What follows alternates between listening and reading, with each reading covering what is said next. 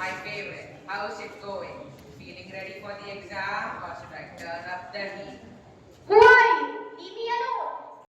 I am stressed. I am your inner fear, your doubt, your anxiety. You cannot defeat me.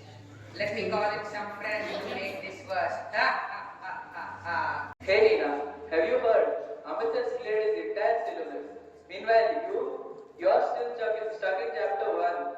Oh, really? Amit has time to do football also. How does he do that? That is his problem. You should focus on yourself, or else everybody else will laugh at you. Oh, peer pressure. Give it a rest. Nina, why are you looking so worried? Relax, and go at your own pace. Oh, Amit, you're always so chill. You'll regret it one day when everybody is ahead of you. Oh, let's see about that. Now move aside and let me help you. Nina, why haven't you studied harder?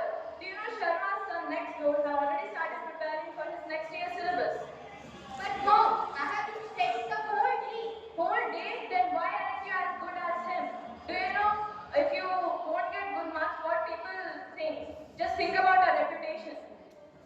Auntie, Sharma's son's marks don't matter. Nina is trying hard, and that's what matters. You always take things lightly, Amit. You need to be serious about your life. Auntie, stress doesn't bring marks.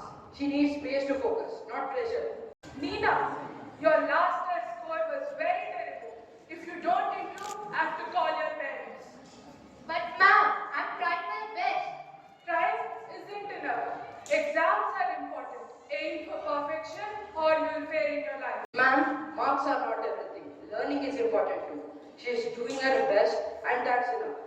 You kids don't understand the seriousness of exams. Now, the real battle begins. Wait, what's happening? How will you defeat me? We'll focus on our progress. We'll take breaks and stay healthy. We won't compare ourselves to others. We will do our best and leave off the rest. Ah!